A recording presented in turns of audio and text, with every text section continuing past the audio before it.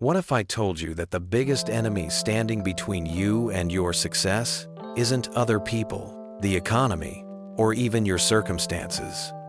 It's the voice in your head that keeps whispering, "You're not good enough." Low self-esteem quietly destroys dreams every single day. But the good news? You can rebuild your confidence, and today, I'll show you how.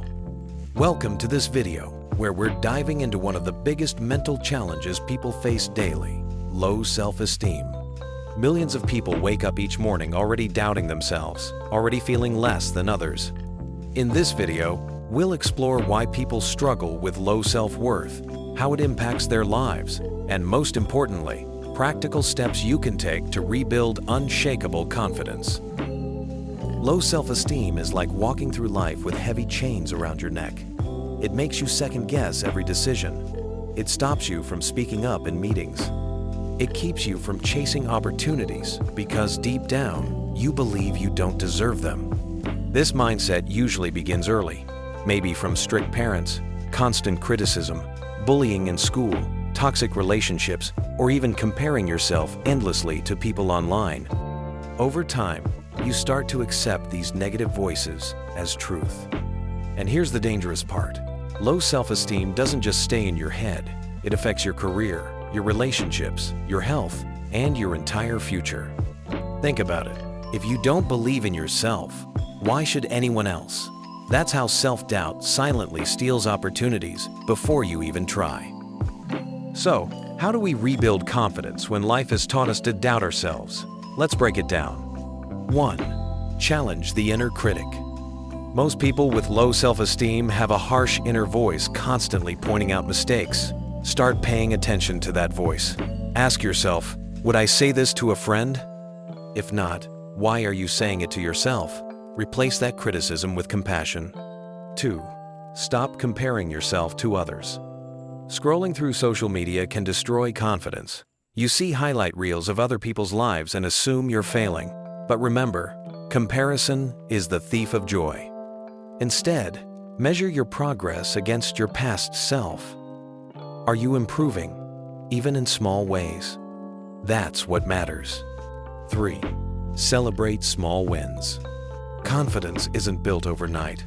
It's built like muscles by stacking small victories over time. Every time you follow through on a commitment, no matter how small, your brain records evidence that you can trust yourself.